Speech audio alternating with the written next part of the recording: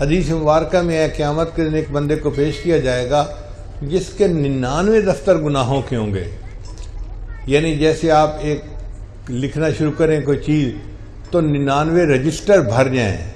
اس بندے کے گناہ اتنے ہوں گے کہ 99 رجسٹر گناہوں کے بھر جائیں گے. اس کو 99 دفتر کہا گیا حدیث میں. اب ان کو ایک پلڑے میں رکھا جائے گا اور دوسرے پلڑے میں اس کی نیکیوں کو رکھا جائے گا. تو نیکیاں تھوڑی ہوں گی اور گناہ زیادہ ہوں گے. تو وہ بندہ گھبرائے گا کہ میری نیکیاں تھوڑی گناہ زیادہ، اب تو مجھے جہنم میں پھینکا جائے گا. اتنے میں ایک فرشتہ کہے گا کہ تیرا ایک عمل ابھی باقی ہے.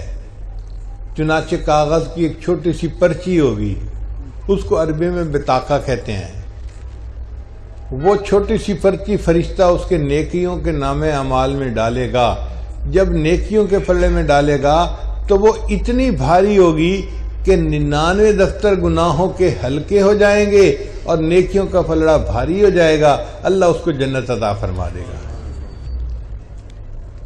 علماء نے اس کا جواب دیا ہے کہ اس میں کلمہ لکھا ہوا ہوگا اور کلمے میں چونکہ اللہ کا نام آتا ہے اور اللہ کے نام سے کوئی چیز بھاری نہیں ہو سکتی، اس لیے یہ کاغذ کی چھوٹی سی پرچی نیکیوں کے پلڑے کو بھاری بنا دے گی اور اس بندے کو جنت پہنچا دے گی. حضرت شاہ اسماعیل شہید رحمۃ اللہ علیہ نے اپنی کتاب میں لکھا ہے کہ دنیا میں بڑے بڑے نافرمان گزرے ہیں، جیسے فرعون، قارون، حامان.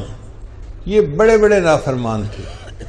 وہ فرماتے ہیں کہ یہ جو دنیا میں بڑے بڑے نافرمان گزرے ہیں، اگر یہ کلمہ پڑھتے تو ان کے لیے بھی اللہ تعالیٰ بخشش کا معاملہ فرما دیتے.